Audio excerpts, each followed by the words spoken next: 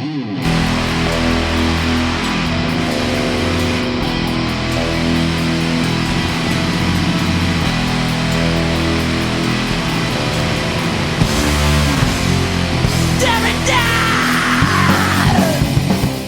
what's going on? Welcome to Metal Day here at Yorkshire, the record jerks thing that I do. As I said in the Japanese punk video that we did last time, this first series of videos I'm coming back with is just gonna be kind of genre specific fucking hauls of shit that I got in the last fucking 3 years or so, since I haven't made videos in forever. And today's video will all be metal shit, because quite a few comments that I got on the last video and in the meantime when I wasn't making videos were from some of my metal homies that were like, dude, where the fuck has you been? So now's the goodest time as any to get down with some metal shit. Coming up, like I said before, we're going to have a 70s punk episode. We're going to have some more 80s hardcore episodes. We're probably going to do like a 60s and 70s fucking rockin' shit kind of episode. And then whenever I get caught up or sick of doing that kind of shit, we'll get back into more normal shit. But anyway, today specifically is going to be like a part 1 of the metal fucking shit because there's a bunch of it. And today we're going to have only 12-inch EPs, except for maybe a 12-inch single or two, and maybe even a mini album, whatever the fuck that means. So no LPs, no full lengths. Today is strictly EPs and things that are shorter than a full length album on a 12-inch from heavy metal bands.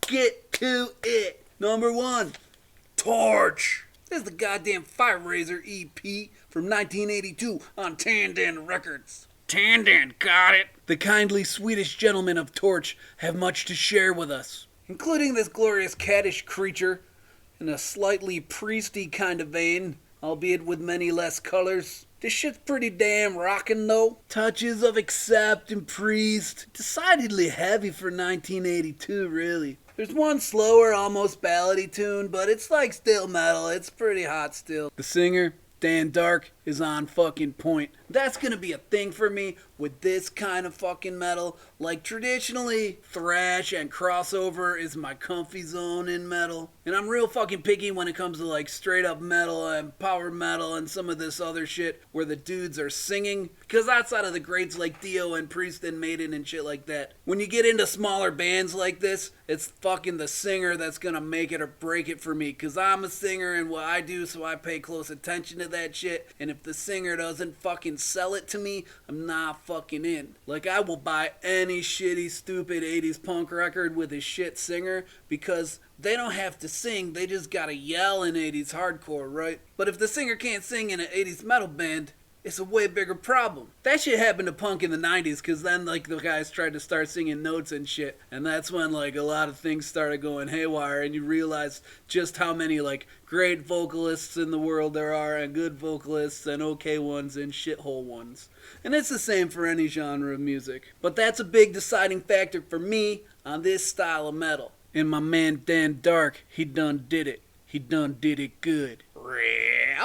Rip, give me the night. This is from 1987, and it doesn't appear to be on a label. Walden, New York. Get a glimpse of this greatness, and just try not to give them the night. If they want the night, they're gonna get it, goddammit. A power trio, as they say. Dude's got pretty high vocals, which sometimes can be a fucking turn off for me for this kind of shit. But he's got like enough grit and attitude in me that keeps me on board. Once again, they throw one fucking ballad on here. I don't know why everyone thinks they gotta do that. But this one, I don't hate it. Cool little record. Rap! Paul Chainwright, the founder of the legendary Death SS. 4-song EP. Picture disc. 1986. Minotauro. Italy. This is from Italy, yeah. This one's a little less doomy than the other Violet Theater shit. The A-side, bro, though, it's just straight metal. Straight fucking metal, bro. Get into it.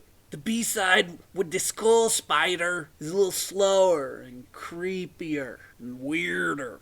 I dig it. Paul Chain, yeah. This is just the way these videos are gonna be, man. I got these big-ass piles. I could just like pull out like 5 records and talk about each one for a long time, but instead I'm gonna pull out a fuck ton of records and talk about them for a short time. You know me, quantity, not quality. Whatever. What about this one? Ground Zero. Gate of Death. 1987 Explosion Records out of Japan. Look at these fucking guys. Cool raw thrash shit with like heavy, rough, growled vocals. It's a different singer than the dude on their first 7-inch that had like the high vocals that's like not as good to me. This shit's like more in line with the evil monster gutter vocals of like the fucking Japanese hardcore of this same era. Pretty rad. Tyrant's Reign, the year of the tyrants.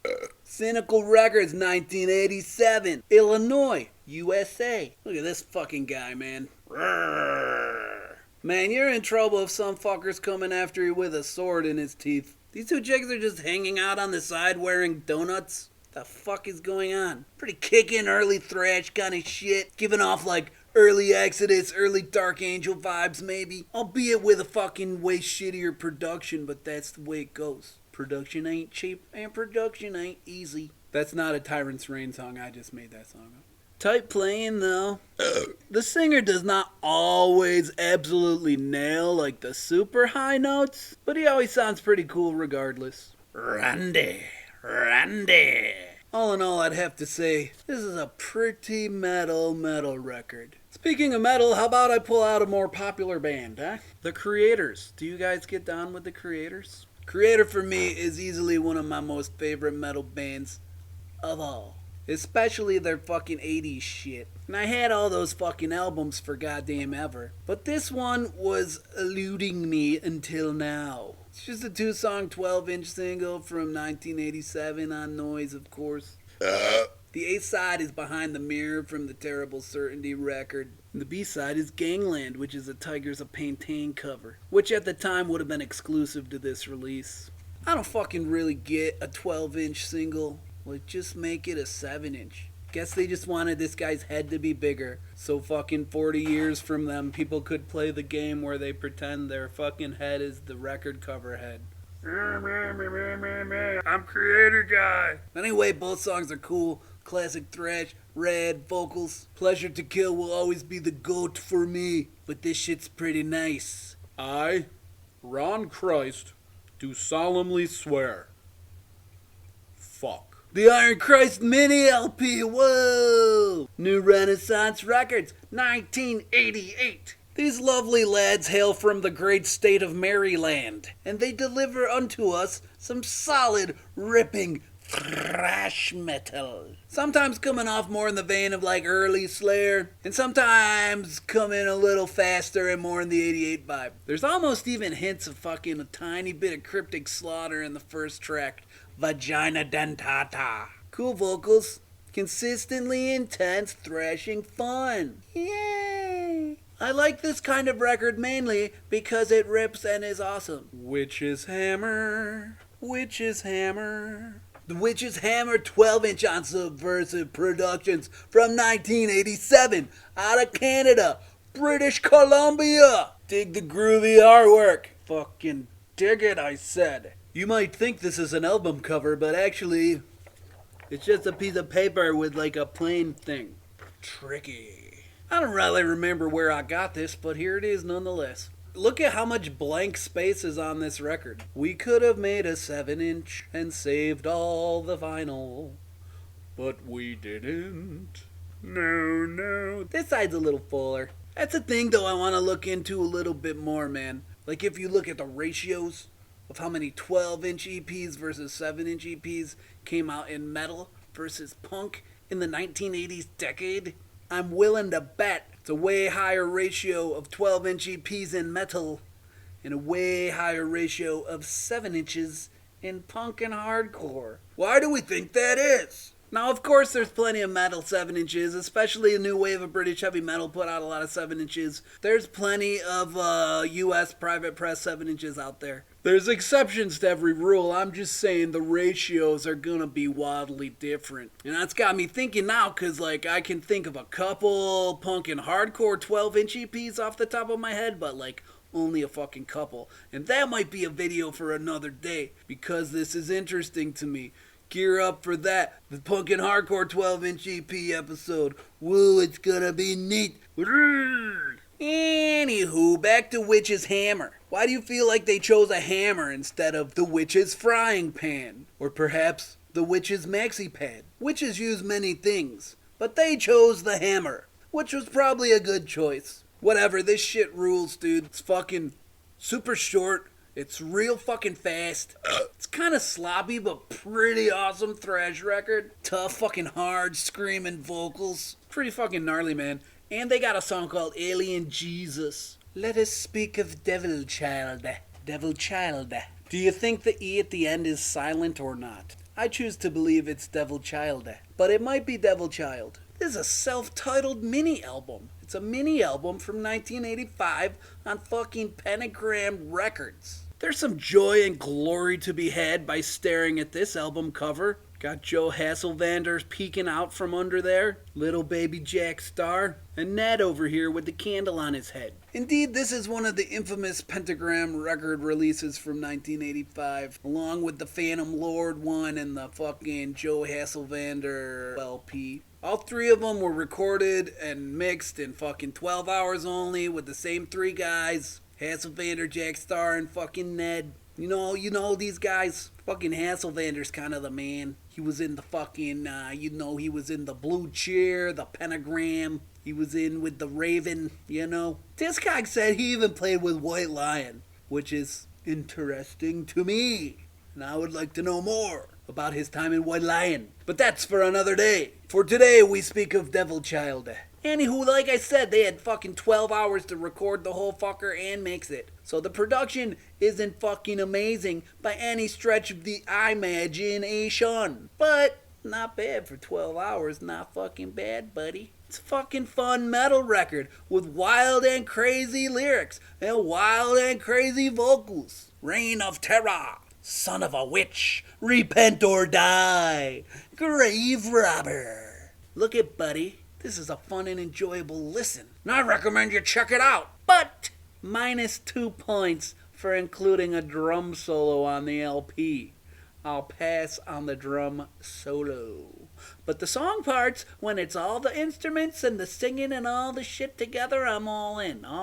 Ruffians, self-titled 12-inch EP, Victory Records, 1985. No, not the 90s hardcore Victory Records, you dummy. This, I'm pretty sure, is their own label that they made up all by themselves. The San Francisco, Berkeley area band, somewhere up in that area. These guys first leaked into my consciousness many moons ago via a cassette copy of the fucking Eastern Front Live at Ruthie's Inn fucking thing, that one? Which I would have bought at the time because it had like fucking DRI and Raw Power and shit on it. But I'll be damned if Run for Cover by Ruffians ain't the fucking jam. So it only took me 25 years or so to get the fucking record of these little fellas. It's the one dude, it's the guitar player from Lost Rocket, I think. The singer did the fucking Villains record, which I still need because that shit is good too. And that one's I'm missing, the Villains one. But this shit's great, man. A lot of that Ruthie's Inn comp is a lot of thrash and crossover stuff. But this is like straight up US power metal kind of shit. Pretty nice. Parasite, the self-titled 12-inch Parasite, the bonsai pressing. That's right, Parasite mini album, 1984, Bonsai Records, Swedish band, Canadian label. Parasite's like melodic, catchy, well done heavy metal stuff, yeah. It's well written. It's got a nice vocalist. It's an enjoyable listen. The A-side's the winner, but it's all rockers, no ballads. Bitchin' ass album cover, look at that thing. Do you think that he's making that sound? Probably not. What sound do you think he's making? Everyone record the sound you think he's making and send it in to this email address, poopypp1@aol.com. Blacklist, The Sign of the Four, Blacklist Records, 1984, Milwaukee. Nice fucking thick-ass cardboard. You gotta love a nice thick cardboard fucking 80s fucking cover, yeah? Just wanna take a bite out of it. Kinda typical US power metal from 1984, which is not really a knock at all. It's fucking good. The singer's got a slight AC/DC-ish kind of vibe to his vocals. I mean, he's definitely steady on the steel, whatever that means. Cool little self-release record. 4 songs is kind of like the perfect amount for this one. Torture. Terror Kingdom. Beta Records 1987. Beta Records, I believe, is a label out of Mexico. But Torture, I believe, is a band out of Texas. Pretty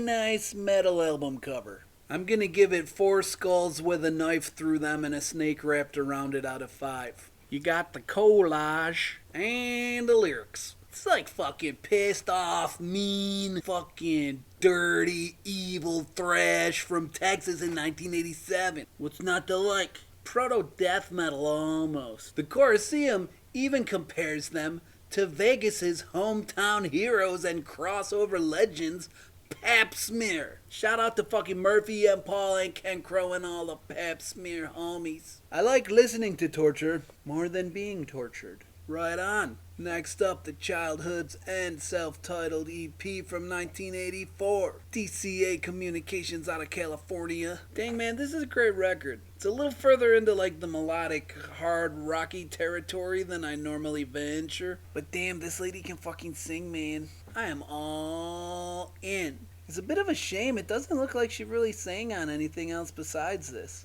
Possibly some backing vocals on the Phantom Blue record on Shrapnel, I guess. Would have loved to hear more. 4 tunes of varying quality, but all are good and some are great. Oz. Turn the cross upside down. 1984 Wave Records. Wave Records is out of Sweden. I think Oz was originally from Finland, but then moved to Sweden or something. I don't know. The Super Sound Maxi. The B-side here is 2 songs that were on their wonderful Fire in the Brain LP from the previous year. But the A-side is a bit of a classic, with a catchy-ass chorus full of evil metal words. The skull's head is finally not on fire anymore. I'm assuming he's the same guy from the last record, so I'm sure he's happy he's not burning anymore. Poor little skull guy. Vice. Real Records, that's R-I-E-L Records, which I'm assuming is their own label. 1984, California. It's a good one, speedy power metal. Maybe in the neighborhood of like early Jag Panzer or Witch Killer or something like that, I don't know. Man, when I was first looking at the back of this, I played a funny trick on myself. I was like looking at the pictures of the guys, you know, and sometimes on a picture like this it'll have like their names across the bottom. So I seen the first dude, and I'm like, holy crap, his name is Two Wheel Thunder? Then I go to the next guy. It's like, his name is Battle Cat? That's awesome. And then I went to the next one and it says Field of Fire. I'm like, that's the song titles. I thought it was their names. This guy does look like he might be a stalker, though. I'm wondering if Battle Cat is about He-Man, dude. I didn't really listen to the lyrics good yet. And they seem a little old for He-Man at the time, man, but kind of hope it's about He-Man. Battle Cat. The cover's fucking nice though, right? Yeah. Look at that nice label. I like a label that looks like that. Gilgamesh, Take 1, 1984, Rave on Records. Out the Netherlands, right? Man, well, you can't argue with this album cover, right? I like all of the things about it. It's like some straight up Dutch heavy metal, with nice guitar leads and a good vocalist. And lots of stripy pants. Dude keeps telling me no, no, no, he says. Rave On, are you familiar? This is Gilgamesh with a J, not a H, get it right. 4 tunes, one's kind of a ballad, but still good and powerful. Get in on it. Rapid Tears, Cry for Mercy. Chameleon Records 1984, this one out of Canada. Toronto, to be exact. It's a good one, straight up heavy metal shit from this time period. Singer sings a little higher than I usually go for, but he pulls it off. Pretty righteous back cover, really. The drummer is a mullet of legends, with the mustache to boot. They keep the energy up, even galloping for a spell. Ain't nothing wrong with some Rapid Tears, other than the fact that it's a totally stupid band name. It's just hard for me to imagine, like, metalhead dudes sitting around together and like they all were like, yeah, that's a fucking cool band name. I mean, I get it, like it's hard to pick a band name and not everybody is always stoked on it, but like if somebody suggested Rapid Tears for one of my band names, it would have been a hard no. Think of something better, dude. Rapid Tears. Okay. Cool record though. Or am I doing it wrong? Is it Rapid Tears? Like things keep getting teared apart really rapidly? That's only slightly better, but I feel like it's probably tears. Overlord, Broken Toys, Sad City Records, 1982. This band coming out of Washington, somewhere in the Seattle area, I think. Kind of a weird one here. It's like a mixture of like hard rock and heavy metal and like a definite punk influence with kind of like a 70s proto-punk and glam vibe at times. It's kind of got a lot of shit in the mixing pot. The Colosseum hates this record, calling it one of the worst US albums ever made. But I kind of love it. That's the thing with the Colosseum in me, you know. There's so much good information there, but I'm coming at the music from the punk angle, and they're coming from the metal angle. And sometimes we meet, and sometimes if they give something a bad review, maybe that means it's for me. But sometimes it just sucks and it's not for anyone. So it's a hard road to walk. Luckily it ain't like back in the day and you can just fucking hit the play on the YouTube and hear what almost everything sounds like. And for me this is a good one. It's got like weird, snotty, snarling, sometimes a little whiny vocals that somehow work for me. I don't know, man, I dig it. I don't dig that some jagoff wrote on the fucking record, though, like a jerk. So maybe give this one a test spin and see if you dig it, because I think it's cool. But now for one that me and the Colosseum definitely agree on. The mighty, the epic, the illustrious, the elegant Medieval Steel. 1984 Sur Records, that's S-U-R if you're keeping notes. Here's a band out of Memphis, Tennessee. You see? I don't know, guys. This is fucking glorious. The title track here, on top of being a song called Medieval Steel by the band Medieval Steel on the album Medieval Steel, which is already a special type of song. This tune, Medieval Steel, is an epic, triumphant, masterful, all-time classic of US metal. There, I've said it. This is the kind of music that plays while you're in slow motion riding a horse, chopping off the heads of your enemies with a sword in slow motion. But the music is not in slow motion, no. No, it is not. What a tune. What a jam. Oh me, oh my. You know, like the whole song is awesome, you know, but then at the end he like bumps it up a notch and like does the vocals like the same part but like extra way higher, and it's just it's glorious. It's a glorious moment in music. Medieval Steel. Medieval Steel, they say. Fuck around with this shit, you give it a try. You give it a try. The A-side's better than the B-side if I'm being honest. But you know, all the songs are cool, and even if there was only the one song, it would still be an epic release. But all 4 songs are good. They're all good. Have you had a gander at the boys? Give the guys a gander. For crying out loud. Pretty nice. Okay, last one. What the hell? Warfare. The Total Death EP. Roadrunner Records, 1985. This is the Euro press. I think the UK press would have been Neat Records, more likely.